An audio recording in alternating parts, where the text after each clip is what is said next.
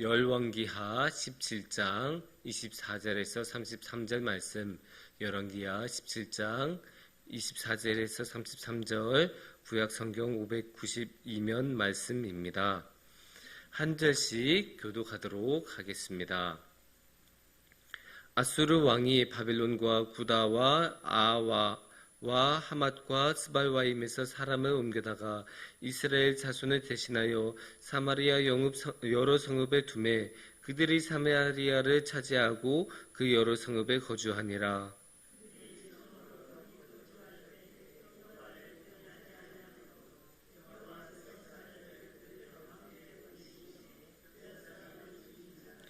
그러므로 어떤 사람이 아수르 왕에게 말하여 이르되 왕께서 사마리아 여러 성읍에 옮겨 거주하게 하신 민족들이 그 땅 신의 법을 알지 못하므로 그들의 신이 사자들을 그들 위에 가운데에 보내심에 그들을 죽였사오니 이는 그들이 그 땅 신의 법을 알지 못함이니이다 하니라.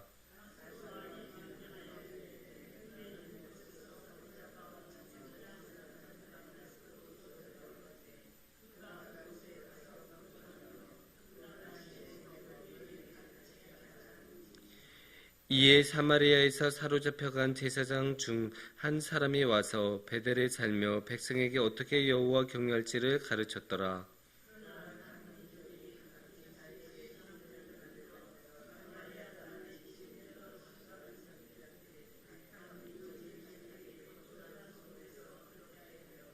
바벨론 사람들은 숫꽃 분옷을 만들었고 굿 사람들은 네르가를 만들었고 하맛 사람들은 아시마를 만들었고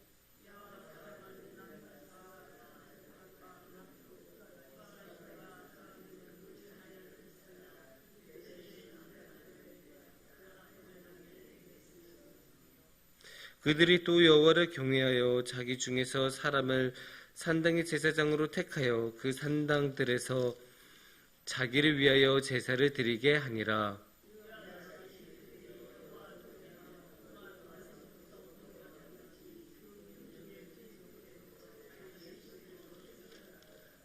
아멘. 우리나라를 대표하는 음식들이 있죠. 여러 가지 음식들인데 뭐 김치도 있고 여러 가지인데 한동안 우리나라에서 열심히 광고했던 음식이 뭐였을까요? 예, 맞아요. 비빔밥이에요. 비빔밥을 열심히 한동안 그 광고하고 국가 차원에서 열심히 홍보를 했었죠. 그 비빔밥의 제일 큰 특징은 뭘까요? 밥이 있고 여러 채소와 나물과 고명들이 있고 그거를 고추장과 함께 섞어 먹는다는 거죠. 이게 섞어 먹는다는 게 이제 비빔밥의 아주 중요한 특성일 텐데 비빔밥 맛이죠. 그래서 우리가 비빔밥 여기 가면 맛있게 먹고 또 비빔밥이 재밌는 게 어떤 재료를 넣느냐에 따라서 맛이 극적으로 변하기도 한다는 점입니다. 그래서 우리가 이렇게 섞어서 먹는 게 맛있기도 하고 건강에도 좋고 그렇게 해서 비빔밥을 우리가 많이 먹기도 하는데 우리나라에서 굉장히 사랑을 많이 받는 그런 음식이죠. 그런데 이제 비빔밥만 섞겠습니까? 이 세상에 섞을 수 있는 게 많죠. 옷도 섞어서 입을 수 있고 그림 그릴 때 색깔을 이렇게 함께 섞어서 그릴 수도 있겠고 또 그 중에서 섞을 수 있는 것 하나가 종교입니다. 종교도 섞는 경우들이 있습니다. 그래서 성경에도 근데 그렇게 종교를 섞는 경우가 많이 있거든요. 그래서 성경에서 이 종교를 섞는 것에 대해서 어떻게 여기는지 오늘의 말씀을 통해서 함께 살피도록 하겠습니다. 오늘의 말씀은 어제에 이어서 어떤 말씀이냐? 어제에 이어서 이 북이스라엘이 멸망한 직후의 이야기를 담고 있습니다. 북이스라엘이 어디를 통해서 멸망했다고 했죠? 아시리아를 통해서 멸망을 했다고 합니다. 그래서 아시리아가 이제 강력한 군사력으로 침략하고 와서 사마리아를 함락시키고 이제 북이스라엘의 모든 것을 자기의 손아귀에 넣었습니다. 그렇게 하자 어떻게 했을까요? 여러 가지 정복과 학살과 여러 가지들이 일어났을 겁니다. 그래서 북이스라엘 이 사회체제가 여러 가지로 완전하게 변하기 시작하죠. 그거를 우리가 오늘의 말씀에서 어디서 알 수 있느냐? 24절 말씀을 보면 우리가 알 수 있습니다. 24절은 이렇게 말씀합니다. 아수르 왕이 바벨론과 구다와 아와와 하맛과 스발와임에서 사람을 옮겨다가 이스라엘 자손을 대신하여 사마리아 여러 성읍에 두매 그들이 사마리아를 차지하고 그 여러 성읍에 거주하니라. 예, 여기서 보면 어떻게 했다고 해요? 다른 지역에서 바빌론이나 여러 다른 지역에서 사람들을 데리고 와서 딱 사마리아에 살게 했다고 했죠? 이게 어떻게 가능했을까요? 원래 사마리아나 북이스라엘 지역에서 살던 사람들을 포로로 잡아다가 다른 곳으로 끌고 갔기 때문이에요. 옛날에는 이런 강제 이주의 역사가 굉장히 많았어요. 왜냐? 전쟁에서 승리를 하면 거기 있던 사람들을 뭐로 끌고 가요? 포로로 끌고 가기도 하지만 노예로 많이 끌고 갔기 때문이에요. 그래서 노예로 많이 끌고 가서 많은 사람들 데리고 왔잖아요. 또 전쟁 중에 학살도 했을 거고. 그러면 그 원래 있었던 지역에는 그만큼 빈 곳이 많을 거 아니에요. 그래서 그 빈자리, 빈집들을 다른 지역의 사람들을 강제로 끌고 와서 그곳에 다 집어넣었다고 해요. 그래서 이스라엘 사람들이 아닌 사람들이 이 사마리아와 북이스라엘 지역의 많은 곳을 차지했다고 24절 말씀을 말하고 있습니다. 근데 이제 이 사람들은 원래 이스라엘 사람도 아니었고 이 하나님을 따르고 이스라엘의 법도를 따라서 살아가는 법도 몰랐을 것 아닙니까? 그러니까 어떻게 해요? 자신들이 원래 있었던 지역에서 살던 그대로 계속 살 것 아닙니까?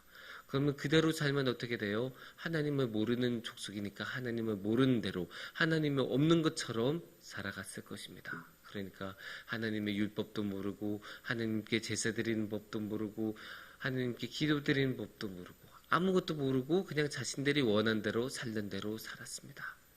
그렇게 사니까 하나님의 눈에 그게 흡족하셨겠어요? 흡족했을 리가 없죠. 그래서 하나님께서는 벌을 내리십니다. 그거를 25절 말씀을 보면 알 수 있어요. 그들이 처음으로 거기 거주할 때에 여호와를 경외하지 아니하므로 여호와께서 사자들을 그들 가운데 보내심에 몇 사람을 죽인지라. 아주 쉽게 말해서 새로 이주해 온 사람들은 하나님의 법도를 따르지 않았어요.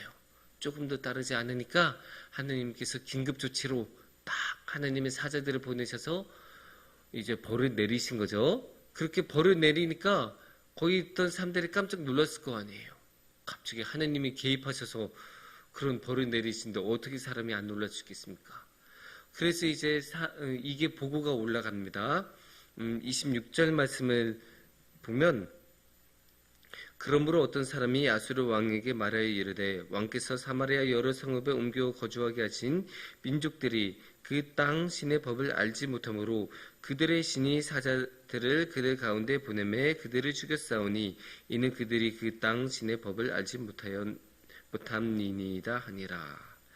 예, 이게 거기도 이제 공무원 같은 게 있었을 거 아니에요. 그래서 이제 북이스라엘을 새로 지배한 이 아수르 왕의 총독 같은 게 있을 텐데 그 총독이 이렇게 보고가 올라올 거 아니에요. 그래서 깜짝 놀란 거예요. 하나님이 갑자기 개입하셨으니까. 그러니까 이거를 아주 세속적인 눈으로 보면 갑자기 아무 이유 없이 어떤 사람들이 죽어나가기 시작해요. 그러니까 아수르의 총독은 너무 놀란 거예요.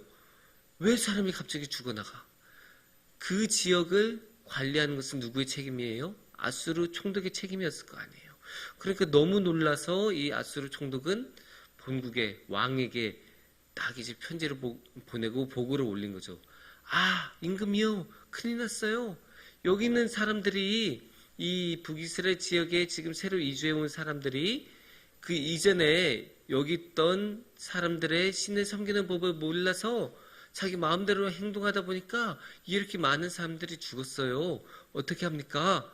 그래서 이제 어떻게 하냐고 말씀하냐면 27절 말씀에 이렇게 말씀합니다. 아수르 왕이 명령하여 이르되 너희는 그곳에서 사로잡아 온 제사장 한 사람을 그곳으로 데려가되 그가 그곳에 가서 거주하며 그 땅 신의 법을 무리에게 가르치게 하라 하니 28절이요.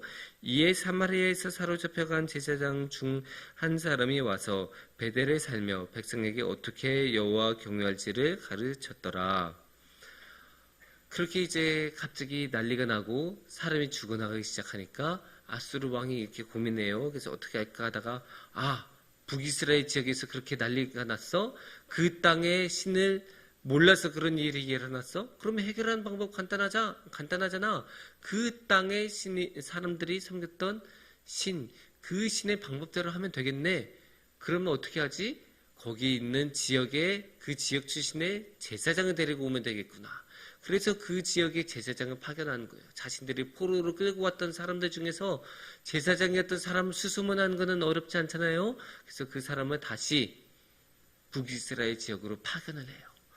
그게 이제 27절의 계획이고 그 계획이 구체적으로 실현된 게 28절이었어요. 그래서 28절에서 그렇게 파견된 제사장은 베델 지역에서 머물면서 원래 베델에서 그런 제사 같은 거 많이 했다고 그 열왕기에 많이 나오잖아요. 그래서 그런 제사장이 가서 열심히 이렇게 살아야 합니다. 그 율법과 하나님을 따르는 방법을 가르쳐요. 그게 그렇게 하면 이제 아주 좋게 해결이 된 것 같잖아요. 하지만 이것으로 끝나지 않습니다. 어떻게 끝나요? 29절 말씀을 우리가 함께 보겠습니다. 그러나 각 민족이 각기 자기의 신상들을 만들어 사마리아 사람이 지은 여러 산당들에 두되 각 민족이 자기들이 거주한 성읍에서 그렇게 하여. 그 제사장을 통해서 어떻게 하나님을 경외해야 하는지를 배운 것까지는 좋았어요.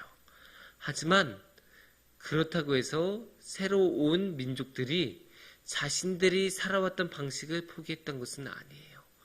그것은 그것대로 하고 또 하나님을 경외하는 것은 하나님을 경외하는 것대로 하고 그래서 그것을 똑같이 계속 같이 섬겼다. 그렇게 말씀을 하고 있는 거예요.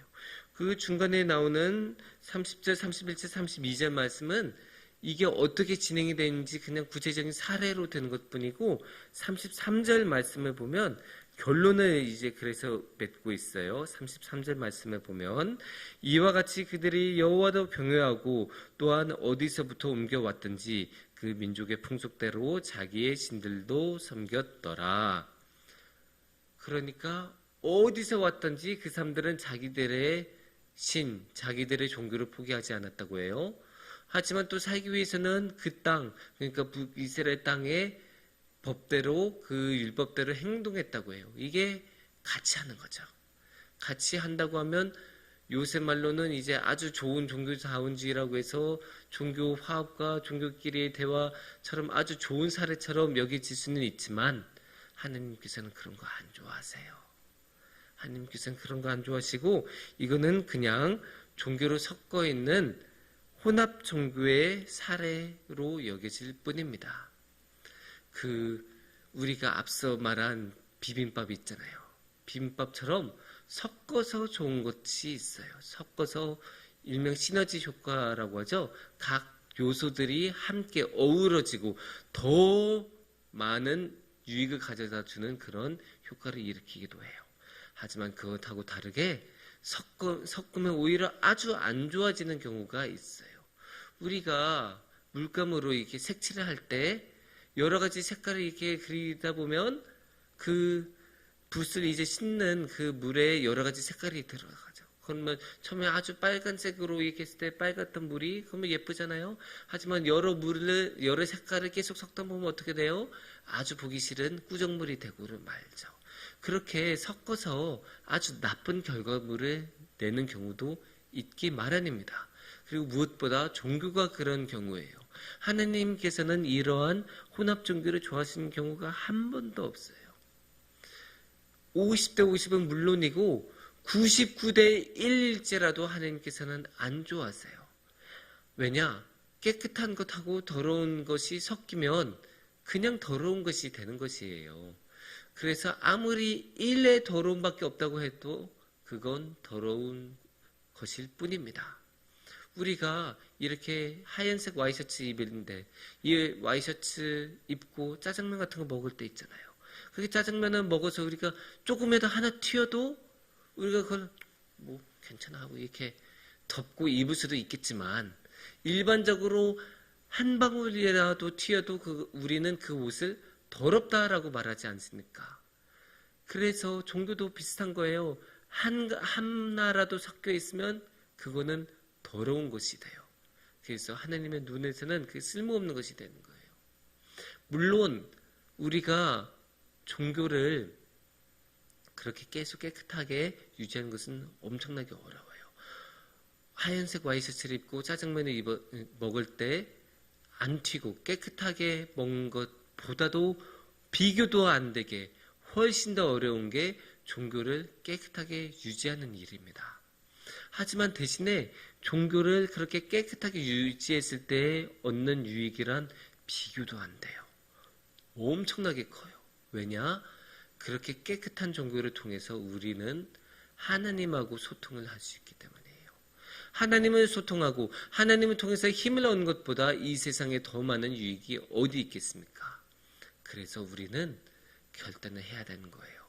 이 세상을 살아갈 때 우리가 혼합 종교로 섞여 있는 종교로 살아갈지 아니면 힘들더라도 끝까지 하나님과 함께하고 깨끗한 종교로 유지하면서 살아갈지 우리가 생각하고 고민하면서 결정해야 합니다. 그래서 우리 모든 성도들은 사랑하는 성도님들은 모두 깨끗한 종교로 살아가셨으면 합니다. 그래서 그 깨끗한 종교로 하나님과 어느 때건 함께하는 큰 복이 함께하시기를 축원합니다. 기도하겠습니다.